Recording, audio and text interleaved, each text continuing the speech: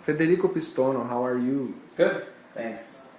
I've heard that you have different ideas about business in the world, and you have been part of some movements that engage with people towards a better society, and you have spoken about that at some TEDx conferences around the world.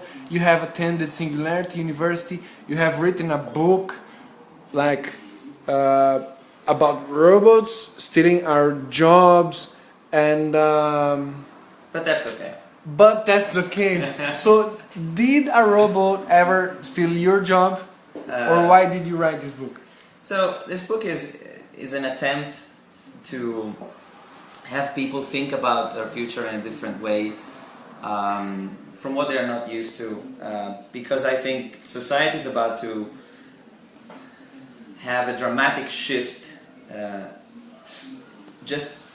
not just in the economy, but also in everything that is about our lives.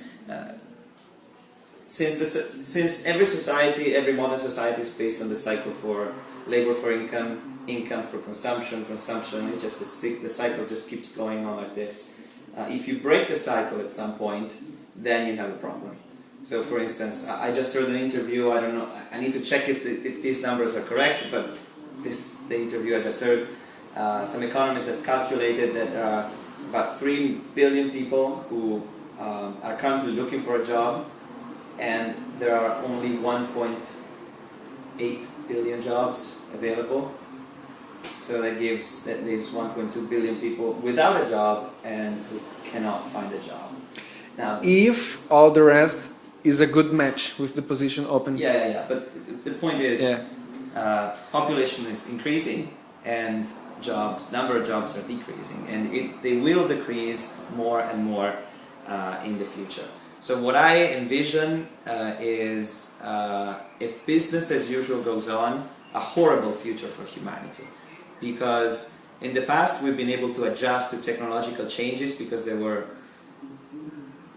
just slight modifications. Like when in an exponential curve, when you double small numbers, you don't notice that you are taking steps, like big steps, because you are doubling very small amounts. But when you start to double big numbers, then things get really out of hand.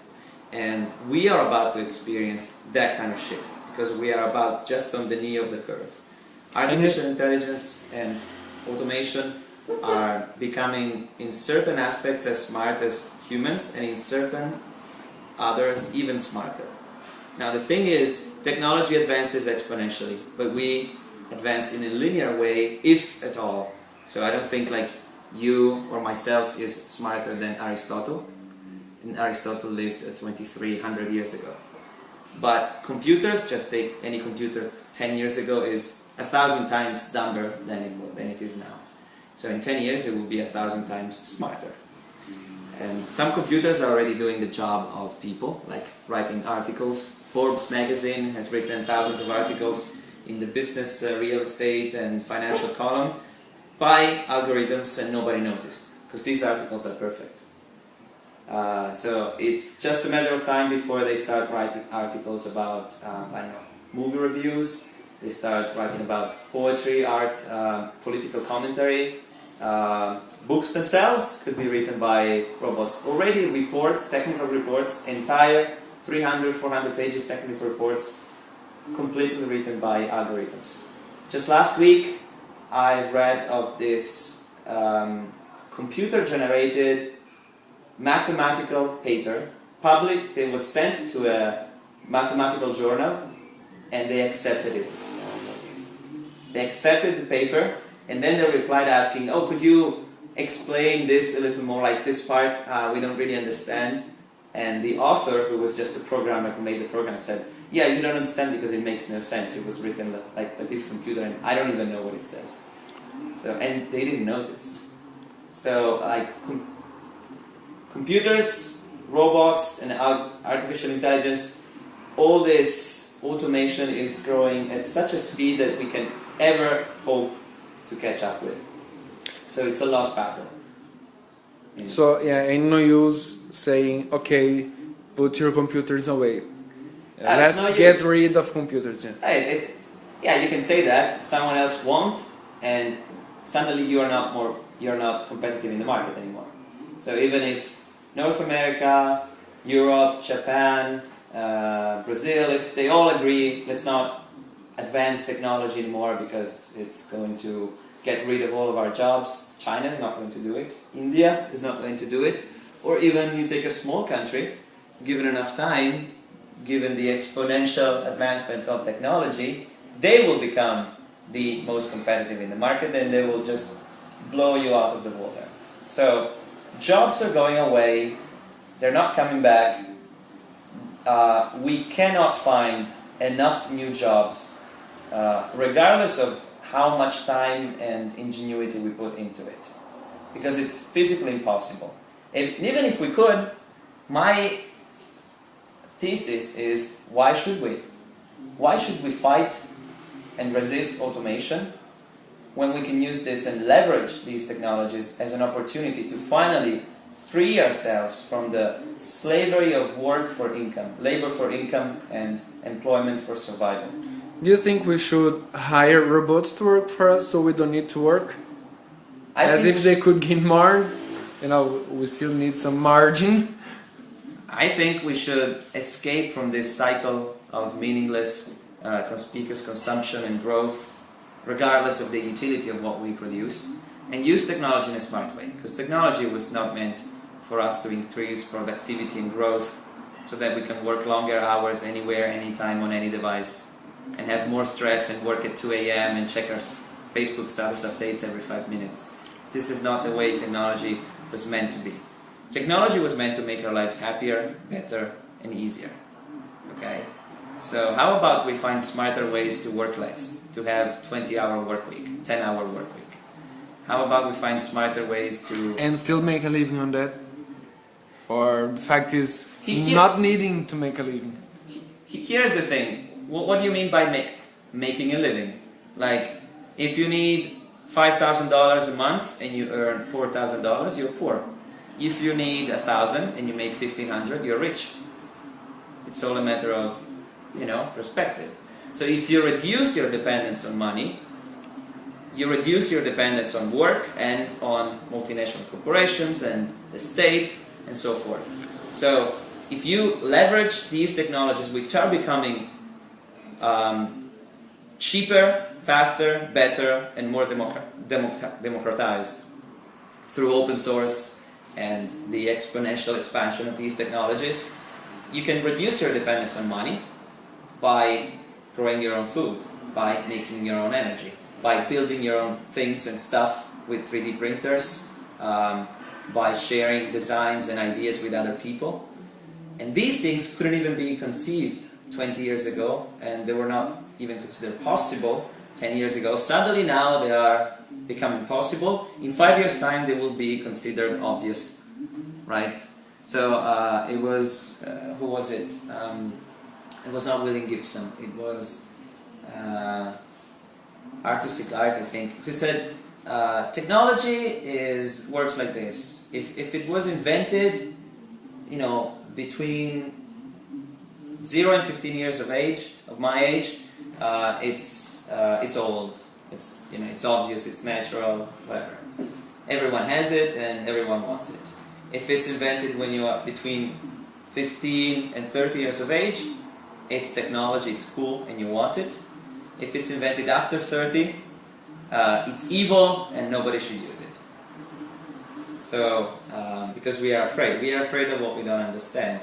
We don't consider clothes to be a technology, but it is a technology, and you don't see people running on the streets like, oh, we shouldn't use clothes, it's an evil technology. It's bullshit. Like, we already are transhumans because I have eye surgery. And before I was wearing glasses is a technology. And now I integrated that technology inside myself, inside my own body, when you wear contact lenses, when you wear a watch. Now these devices that we hold, these iPhones, and they are in our pocket, but in the future they will be in our ear and then inside our body. So this is getting very, very tricky. And it could go really out of hand if the motive is profit and selling, then these technologies can become really dangerous. So if this is a bad scenario and things are by measure becoming worse in some areas, is it still an opportunity? How to engage in this and make a difference? So like any crisis, it could be the biggest opportunity you ever had. If you exponentially expanding technologies, exponentially increasing technology can create exponentially worse problems and exponentially better solutions and opportunities.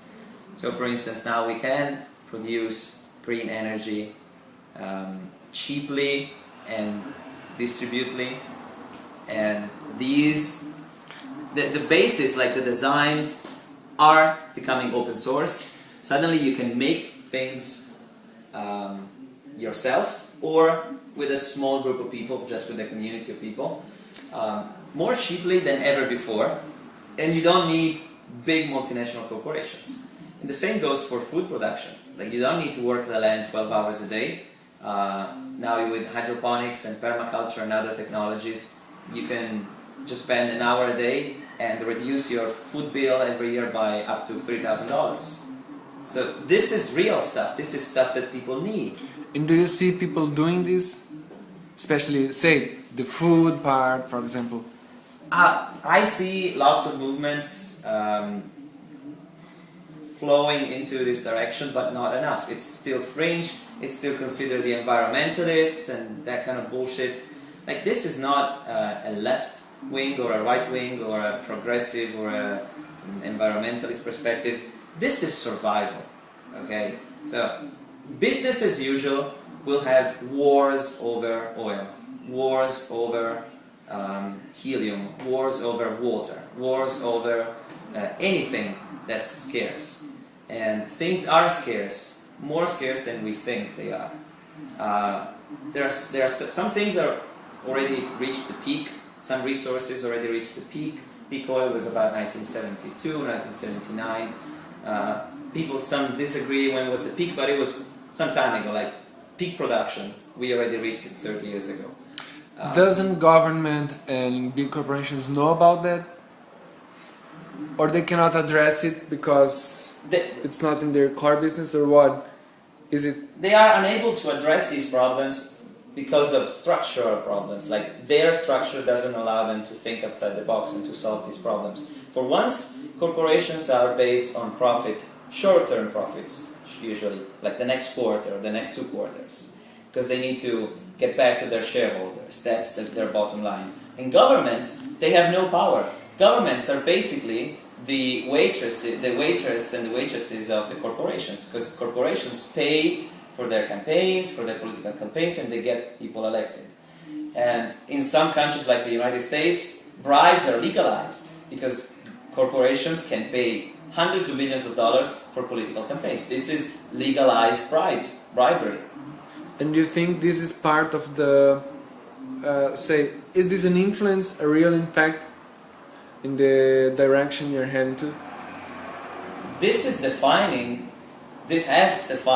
the past 50 years of conspicuous consumption and mindless competition and hyper-capitalism in globalization. This big umbrella name which means anything and nothing.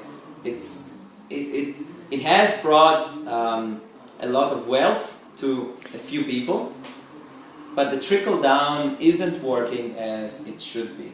So, but still, if you take, for example, technology people, developers, for example, you can be a poor guy in a poor village and you can learn free. You can learn coding free, and you can make some money on that. Then you start seeing that the ideas you generate might become nice products, and you start making money on that. And then you see that everybody's celebrating that entrepreneurs are a way that you can emancipate your life from the conditions you are born into.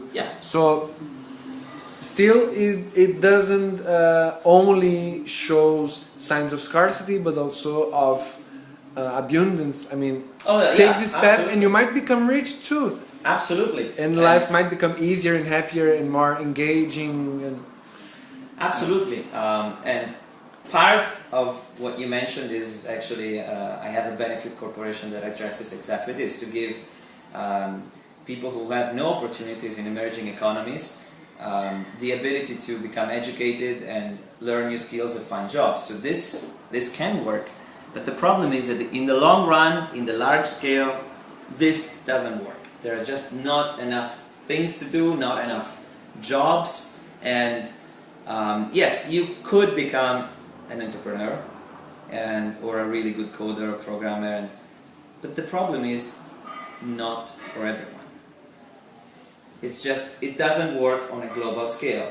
So my point is, instead of increasing your dependence on money by entering this cycle of needing more and more and more every time, you can use your mental skills, your cognitive potential to invest in yourself, so that yes, you can learn new skills, yes, you can become an entrepreneur, but not so that you can always earn more money and become a cog into the big system, because that only happens at the expenses of someone else.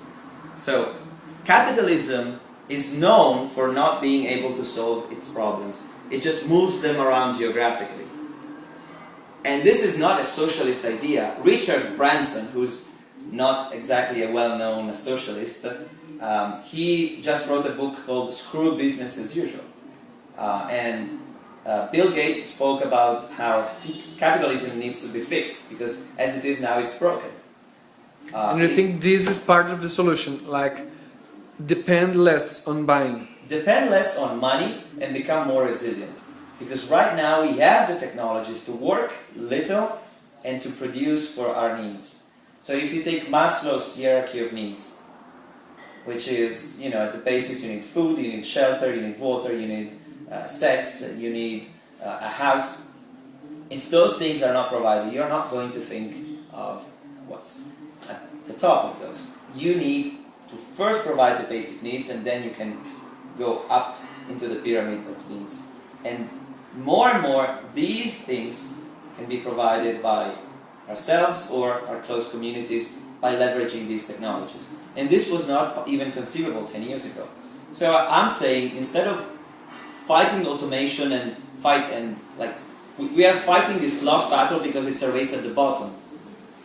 Like, we're doing this kind of micro tasks, and all these things are going to be automated, like, very soon. And even what we consider creative jobs will be automated. H&M now uses almost entirely virtual models, and so they don't need photographers and they do not need models. They only need a couple of Photoshop designers, and they do everything on the computer. So, Well, they don't need models, but they still need Photoshop guys. yeah, but the point is, you take away 100 jobs and you create one. That's the kind of difference. 99 people out of a job and one works. So if you take Kodak, they had 145,000 employees in 1984, 90% market share in the US. 2012, they had a net worth of negative $1 billion and they went bankrupt. The same year, Instagram, they had 13 employees, 2012, and they were sold to Facebook for $1 billion. So on one side you have a company with 145,000 people, on the other you have a company with 13 people. So why is this smaller company that is worth more right in the right direction? I don't make judgments of right or wrong. I'm just saying what it is. And what it is new companies employ very few people, and the value per employee is always larger. Like, if you take a look at this graph that I made, it's pretty self-evident assessment. Look here, Walmart, McDonald's, like Walmart, 2.1 million employees, $200. You see here the date in which it was founded. You go down and down and down, and you see as we get closer to today, we have less employees and more revenue per employee. This is what happens. Facebook, 3,000 employees, each one is valued $1.4 million. This is the reality of today. New companies, they employ very few people and they make a lot of money.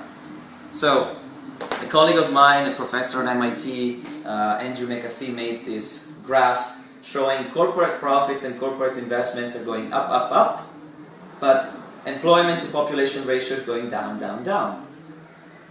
And this is only getting worse and worse and worse. So why are we fighting this? It's nonsense. Like, people say, oh, we can find new jobs. Sure, I can easily envision many futures where everyone has a job.